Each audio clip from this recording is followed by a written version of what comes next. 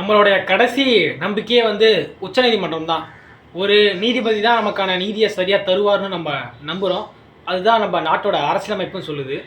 ஆனால் இங்கே என்ன ஒரு விஷயம் ஆயிடுச்சுன்னா, போராட்டம் பண்ணிட்டு இருந்தாங்கல்ல, ஜந்தர் மந்தர் இடத்துல நீட் தேர்வுக்காக மாணவர்கள் போராட்டம் பண்ணிட்டு இருந்தாங்கல்ல, அந்த போராட்டத்தின் போது இந்த காவல்துறையெல்லாம் ஏவி விட்டு அடிக்கிறதும், ஆள் யாருன்னே தெரியாமல் பல பேர் வந்து மப்டியில் வந்திருக்காங்க. அது போலீஸா இல்லை வேறு என்ன ஒரு கும்பல் வந்து அடிக்குதான்னு தெரியல. அந்த மாதிரி விஷயத்தெல்லாம் விசாரிக்கிறதுக்காக உச்சநீதிமன்றத்தில் சில தாக்கல் செஞ்சுருந்தாங்க. அந்த தாக்கல் செஞ்சதுக்கப்புறமா அந்த போலீஸ் வந்து அங்கே மாணவர்கள் அடித்த வீடியோக்கள் வந்து அங்கே உச்சநீதிமன்றத்தில் காட்டும் போது நீதிபதி அவர்கள் என்ன சொல்லியிருக்காரு தெரியுமா? இதை நான் கேட்டு என்னடா சொல்கிறதுன்னு தெரியல. என்னென்னா, நேரத்தை வீணடிக்காதீங்க, இந்த வீடியோலாம் காட்டி நேரத்தை வீணடிக்காதீங்கன்னு சொல்லியிருக்காங்களாம். எந்த அளவுக்கு இந்த பிரச்சனை போயிட்டுருக்கு. ஆனால் நீதிபதியே வந்து இந்த மாதிரி பேசினா மனசு எவ்வளோ வலிக்கும். சட்டத்தை அப்புறம் எங்கடா எங்களுக்கான உரிமை இருக்குது? நீதிபதி போய் நேரத்தை வீணடிக்காதீங்கன்னா இதை விட வேறு என்ன நேரம் இருக்குது? மாணவரோட பிரச்சனை என்னன்னு கேட்காம காவல்துறை வந்து இப்படி அடிக்குது, ஒரு அடக்குமுறை ஏற்படுத்துகிறாங்க. ஜனநாயகத்துக்கு ஒரு எதிரான முறை இது. போராட்டம் பண்ணக்கூடாதுன்னு ஏதாவது சொல்லியிருக்காங்களா? போராட்டம் பண்ணலாம் தான் சொல்லியிருக்காங்க. உரிமை மீற நம்மளோட உரிமை பதிக்கப்பட்டுச்சுன்னா போராட்டம் பண்ணலாம், அதில் தவறு இல்லையே. ஏதேனும் அசம்பாதம் ஏற்பட்டால் அடிதடி ஏற்படுத்தலாம். சும்மா மாணவர்கள் பேசிக்கிட்டு இருக்காங்க, தொடர்ந்து 20 நாளாக உண்ணாவிரதமாக இருக்காங்க. இவ்வளோ விஷயம் இந்த அரசு வந்து மக்களை வந்து அவமதிக்குது, மக்களை எதிர்க்குதுன்னா ஒரு உச்சநீதிமன்றம் ஒரு நீதிபதியாக இருந்தவர் எப்படி கேள்வி கேட்கலாம் அரசாங்கத்தை? இந்த அரசாங்கம் ஏன் இப்படி பண்ண மாட்டேங்குது? மாணவர்களுக்கு ஒத்துழைச்சு பேச வேண்டியதானே அப்படின்னு நீதிபதி சொல்லவே இல்லை. ஏன்?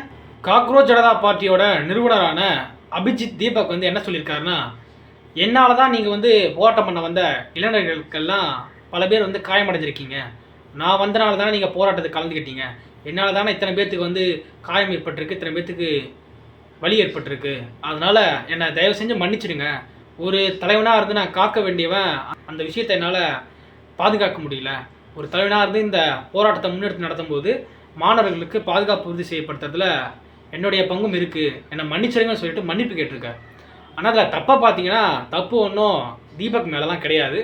அங்குள்ள காவல்துறை மீதும் அரசாங்கத்தின் மீதும் வைக்கலாம். அப்படி வச்சா கூட ஒரு தார்மீக பொறுப்பில் நம்ம தானே இந்த போராட்டத்துக்கு தயார்படுத்தணும். நம்ம வரலைன்னா இந்த மாணவர்கள் இங்கே வரமாட்டாங்கல்ல, நம்மளால் தானே இத்தனை பேத்துக்கும் காயம் ஏற்பட்டுச்சுன்னு ஒரு தார்மீக பொறுப்பில் ஒரு மன்னிப்பு கேட்டிருக்காருன்றது மனசு கொஞ்சம் நெகிழ்வான செய்தியாக இருக்குது.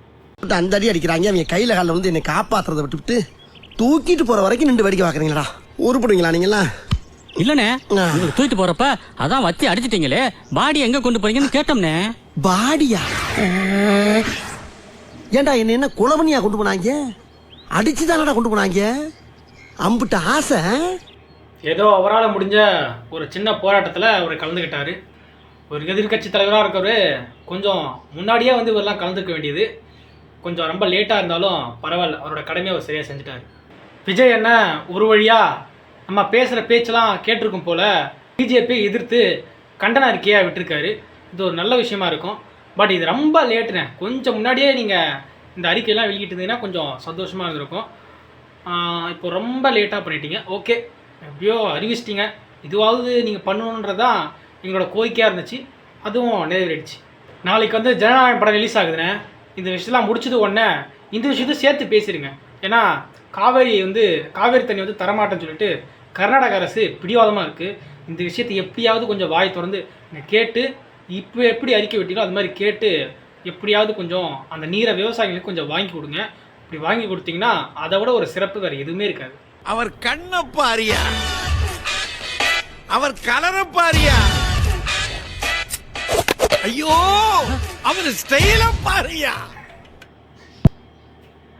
ஜனநாயகம் இங்கே மோசமான நிலைமையில் இருக்குது. ஆனாலும் எங்களுக்கு ஜனநாயகம் படம் தான் முக்கியம்னு போகிறாங்க. என்ன சொல்கிறது? 10-100 கார்ல வந்தா மட்டும்தான் அரசியல்வாதி. இப்போ என்னைய மாதிரி நார்மல் பொதுவான மக்கள் இப்படி வந்தாலே எனக்கு மக்கள் மேல இந்த இதுலயுமே கோவம் இருக்கு சார். எல்லாம் 100 கார்ல வராருல, உங்களுக்கு எங்க இருந்து காசு வருதுன்னு கேட்கலாம்ல. இவ்வளோ பெரிய அரசியல்வாதியா இருக்கீங்க, சும்மா தான் இருக்கீங்க, அப்புறம் எப்படி உங்களுக்கு காசு வருது? இது யாருக்கோ சிங்க் ஆகிற மாதிரி தெரியுது. அதுதான் நானும் கேட்குறேன். இந்த கேள்வி ஃபுல்லாக உங்கள்கிட்ட கேட்கவே மாட்டுறாங்க. அதுதான் பெரிய தப்பு. அதாவது இவங்களுக்கு கார் எங்கேருந்து வரும், இவங்களுக்கு காசு எங்கேருந்து வரும், இவங்க கட்சியில் காசுக்கு என்ன பண்ணுறாங்க, அதை பற்றி யோசிக்கவே மாட்டாங்க. ஏன்னா தேவையில்லாத விஷயம் இல்லை. ஆனால் மற்ற கட்சியில் கார் வச்சுருந்தா கார் எப்படி அங்கே வந்தது, பணம் எப்படி எங்கேருந்து வருது, உங்களுக்கு அவ்வளோ டவுட் இருந்தால் கேஸ் போடுங்க. ஒரு அரசாங்கம் நினச்சா உங்களுக்கு யார் மேலே டவுட் இருக்கோ அவங்க மேலே கேஸ் போட்டு அவங்க மேலே வருமானத்துறை ரைடு விடுங்க. அதை வச்சு நீங்கள் முடிவு பண்ணுங்கள் உங்கள்கிட்ட காசு எங்கேருந்து வருது என்னன்னு. எல்லா டீட்டெயில்ஸும் உங்கள்கிட்ட இருக்குமில்ல. நீங்கள் சரியாக இருக்கீங்க, நாங்கள் தான் முட்டாளாக இருக்கோம். இல்லைன்னா இப்போ ஏன் மாநிலத்தில் நீட்டு கிடையாது. எனக்கு ஏற்கனவே இருந்த கல்வி முறையே சிறப்பு. என் பிள்ளைகளை இந்திய மருத்துவ குழுமம் வந்து அங்கீகரிக்க வேண்டாம்.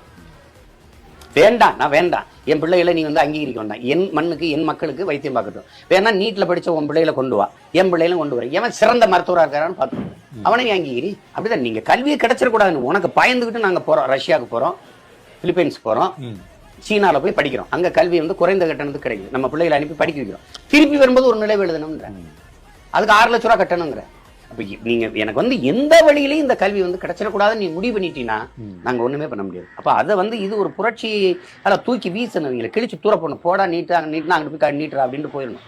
அந்த மாதிரி அடிச்சா தான் நூறுங்க. இப்போ சந்திரசேகராவை போட்டுக்காரு பாருங்க, 100 விழுக்காடு 100 தேர்ச்சி பெற்ற என் மாநில பிள்ளைகளுக்கு தான் இடம்ட்ட. அண்ணன் சரியாக தான் சொல்கிறாரு. இந்த மாதிரி தைரியமாக வாயை திறந்து பேசக்கூட நிறைய பேர்த்துக்கு பேச முடியல. அட்லீஸ்ட்டு செயல்படுத்தலாம் கூட பரவாயில்ல. அட்லீஸ்ட்டு நான் இது எதிர்த்து நான் குரல் கொடுக்குறேன் அப்படின்னு கூட பேசலன்னா என்ன பண்ணுறது? நீட்டை கொண்டு வந்தது காங்கிரஸ். கூட இருந்து ஆதரிச்சு நீட்டு தேர்வை பாராட்டி கடிதம் எழுதுனது ஏக்கலைஞர். நீட்டை தீவிரமாக செயல்படுத்துறது பிஜேபி. நீட்டை எதிர்க்காமல் அடிமையாக இருந்தது அதிமுக. இந்த 4 கட்சியும் ஒழிக்காம நீ என்ன பண்ணுவ? மறுபடியும் இங்கே ஓட்ட போட்டு என்ன பண்ணுவ? சரி, நீட்டை நாங்க வந்தா நீக்குவோம். இப்ப நான் சொல்றேன், இந்திய மெடிக்கல் கவுன்சில், இந்திய மத்திய மருத்துவ குழுமம் என்னைய அங்கீகரிக்க வேண்டாம், சட்டம் ஏற்றுவேன், அனுப்பி நடத்துவேன். அவன் சொல்லாம பாருங்க, மாநில அரசின் சட்டத்தை மத்திய அரசு மதிக்க தேவையில்லை. அப்போ மத்திய அரசின் சட்டத்தை நான் ஒரு மயிருக்கு மதிக்க தேவையில்லை. முடிஞ்சது. ஏண்டா நீ போட்டா சட்டம், நான் விட்டா பட்டம். அது 8 கோடி மக்களால் நிறுவப்பட்ட ஒரு அரசு 8 கோடி மக்களின் உணர்விலிருந்து ஒரு சட்டத்தை ஏற்றி அனுப்பினால் மதிக்க மாட்டேன் என்றால் ஒன்னு சட்டத்தை கீழே போட்டு செருப்பு காலோட கூட மிதிப்பேன். சொல்ற கருத்து சரியான கருத்து. 8 கோடி மக்களால நிறுவப்பட்ட அரசால அவங்களோட உணர்வால எழுப்பப்பட்ட ஒரு சட்டத்தை மத்திய அரசால தடுக்க கூடாது. ஆனா தடுக்கிறாங்க. இது ஜனநாயகத்துக்கு எதிரான ஒரு விஷயம். ஒரு அரசாங்கம் என்ன சொல்லுதுன்னா, மக்கள் தான் இங்கே முக்கியமானவங்க, மக்களோட பிரதிநிதி தான் இங்கே இருக்கிற அரசாங்கம், மக்களுக்காக தான் இந்த அரசாங்கமே இயங்குதுன்னு சொல்கிறது தான் ஜனநாயகம். ஆனால் அந்த முறைப்படி பார்த்தா பல இடத்துல ஜனநாயகமாக இல்லை, பணநாயகம், அதிகார நாயகமாக தான் இருக்கே தவிர ஜனநாயகமாக இல்லை. இப்போது அண்ணன் சொன்ன கருத்து 100க்கு 100 உண்மையான கருத்து. ஏன் நம்ம மதிக்கணும்? நம்மளுடைய மக்கள் 8 கோடி மக்கள் இருக்கான். ஆக்சுவலாக சொல்லப்போனால் தமிழ்நாடு ஒரு தனிநாடு போல, அதாவது இது வந்து இந்த இனத்துக்குன்னு தனியாக ஒரு வீடு போல. அப்போ அவங்க வைக்கிற கருத்தை ஏற்றுக்கிட்டு தானே ஆகணும் மத்திய அரசு. அதை ஏற்றுக்க முடியலன்னா என்னத்துக்கு ஜனநாயகம்?